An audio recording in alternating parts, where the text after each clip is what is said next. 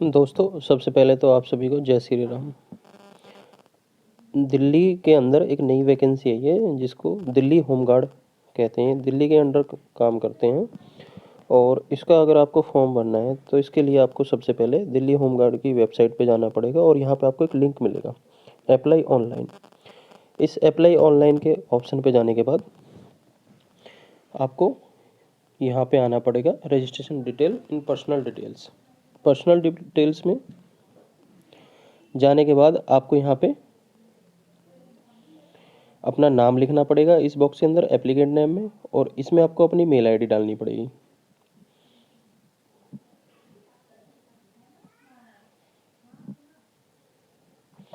ठीक है। और इसके बाद फादर नेम में या हस्बैंड नेम में आपको अपना हस्बैंड या फादर नेम डालना पड़ेगा। कैटेगरी में आपको कैटेगरी डिटेल्स डालनी पड़ेंगी, जनरल, ओबीसी, एससी या एसटी, जिस भी आप कैटेगरी से बिलोंग करते हैं। और यहाँ पर आपको जेंडर डालना पड़ेगा जिसमें कि मेल फीमेल जो भी हैं आप, या तो आप मेल डाल सकते हैं या फीमेल। इस फॉर्म को दोनों ही लोग भर सकते हैं। और यहाँ पर आपको अपनी हाइट डालनी पड़ेगी इस बॉक्स के अंदर। और यहाँ पर आपको अपना मोबाइल नंबर जो डालेंगे आप, अगर आप अपना मोबाइल नंबर डाल रहे हैं तो इस निचले वाले बॉक्स में मोबाइल नंबर रिलेशन, इस बॉक्स के अंदर आपको अपना नाम डिटेल्स देनी पड़ेंगी। या तो आप सेल्फ लिख देंगे इसमें, या फिर इसके बाद आप अगर अपने मम्मी पापा अगर डाल रहे हैं तो उसमें आप अपने या फादर या मदर इस तरीके से लिख सकते हैं। यहाँ आधार नंबर डलेगा। आधार नंबर में अगर आपकी इच्छा है, आपके ऊपर डिपेंड करता है कि अगर आप अपना आधार नंबर देना चाहते हैं तो दे सकते हैं, अगर नहीं देना चाहते तो मत दीजिए, क्योंकि यहाँ पे कोई स्टार मार्क नहीं है। हाँ, जितनी भी स्टार मार्क की जो चीज़ें हैं वो आपको फिल करनी पड़ेंगी। यहाँ पे एक्स सर्विसमैन है, इसमें एक्स सर्विसमैन यस या नो आपको सेलेक्ट करना होगा।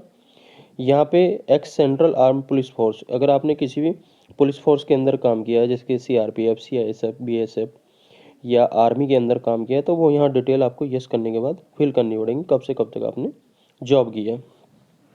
और यहाँ पर आपको डेट ऑफ बर्थ डालनी पड़ेगी इस बॉक्स के अंदर, आपकी डेट ऑफ बर्थ कितनी है।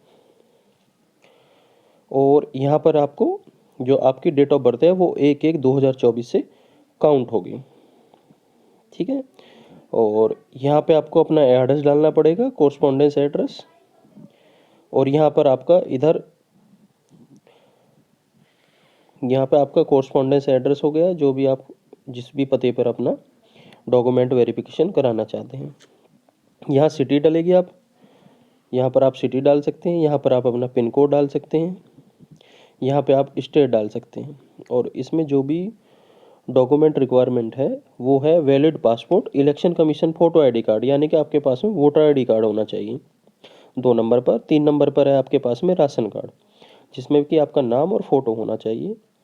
और 4 नंबर पे दिया गया है यहाँ पर valid driving license issued by transport department GNCT Delhi. तो यहाँ पे आपको ड्राइविंग लाइसेंस होना चाहिए जो दिल्ली से बना हुआ होना चाहिए।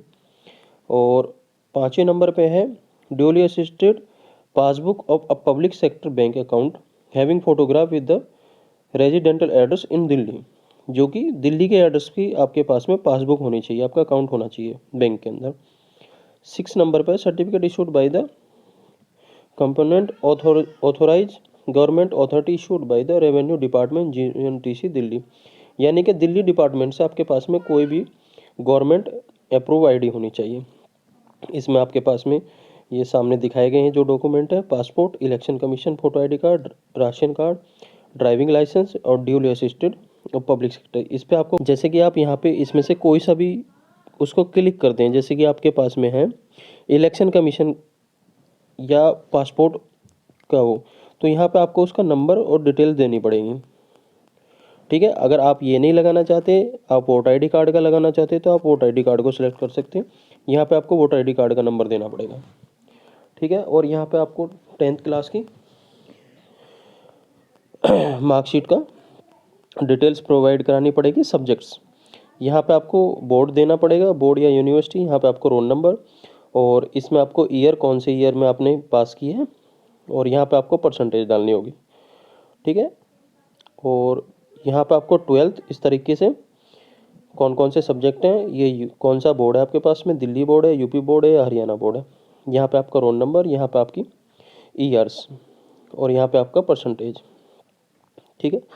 और अगर आपके पास में और भी इसके अलावा 10th 12th के बाद में और भी क्वालिफिकेशन है तो आप ग्रेजुएशन भी डाल सकते हैं, पोस्ट ग्रेजुएशन भी डाल सकते हैं।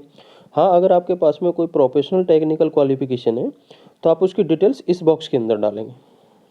जिस तरह से आपने 10th 12th और ग्रेजुएशन की डाली है उसी तरह से इस बॉक्स को भी फिल करेंगे।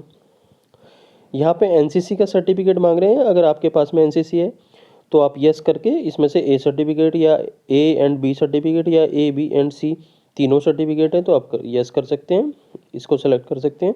अगर आपके पास में नहीं है तो आप नो कर देते हैं। यहाँ पे एडवांस कोर्स, ये कोर्स होते हैं जो एनसीडीसी नागपुर या सीटीआई बेंगलोर द्वारा किए जाते हैं, या दिल्ली सिविल डिफेंस में अगर आपने काम किया है सीटीआई में तो वहाँ से होते हैं। ये होमगार्ड वॉलेंट्री होती है। अगर आपने वॉलेंट्री होमगार्ड के अंदर काम किया है तो आप यस कर दीजिए, अगर नहीं किया तो नो कीजिए। ये सिविल डिफेंस है, इसमें अगर आपने काम किया है तो यस कीजिए, अगर नहीं किया है तो नो कीजिए। इसके बाद में आपको यहाँ पे चूज फाइल, यानी कि आपको जो फोटोग्राफ होना चाहिए वो वाइट बैकग्राउंड का होना चाहिए और 20 से 50 केबी के अंदर ही होना चाहिए। सिग्नेचर के लिए आपको 10 से 50 केबी, सिग्नेचर आप ब्लू पेन या ब्लैक पेन से कर सकते हैं। बाकी मेरा एक सजेशन रहेगा आप सभी बच्चों के लिए कि अगर आप सिग्नेचर कर सकते हैं तो ब्लैक पेन से ही कीजिए। यहाँ पे आपको upload left hand thumb impression, यानी कि आपको बाएं हाथ के अंगूठे का निशान अपलोड करना है और वो भी 10 से 50 केबी के अंदर होना चाहिए। और ये भी जो भी फाइल आप अपलोड करेंगे वो जेपीजी और या जेपीजी फाइल होनी चाहिए, ना कि पीडीएफ वगैरह। और इसके बाद आपका प्रीव्यू आ जाएगा। प्रीव्यू आने के बाद आप अपनी डिटेल्स चेक कीजिए। चेक करने के बाद आपको जो भी आपकी डिटेल सही है तो उसको सबमिट कीजिए। सबमिट करने के बाद आपको एक नेक्स्ट ऑप्शन आएगा जिसमें आप अपनी पेमेंट कर सकते हैं। पेमेंट करने के बाद आपका फॉर्म कंप्लीट फिल हो जाएगा। धन्यवाद दोस्तों, और हमारे यूट्यूब चैनल को आप सब्सक्राइब करें। आपको भर्तियों से रिलेटेड नई नई इन्फॉर्मेशन प्रोवाइड की जाएंगी।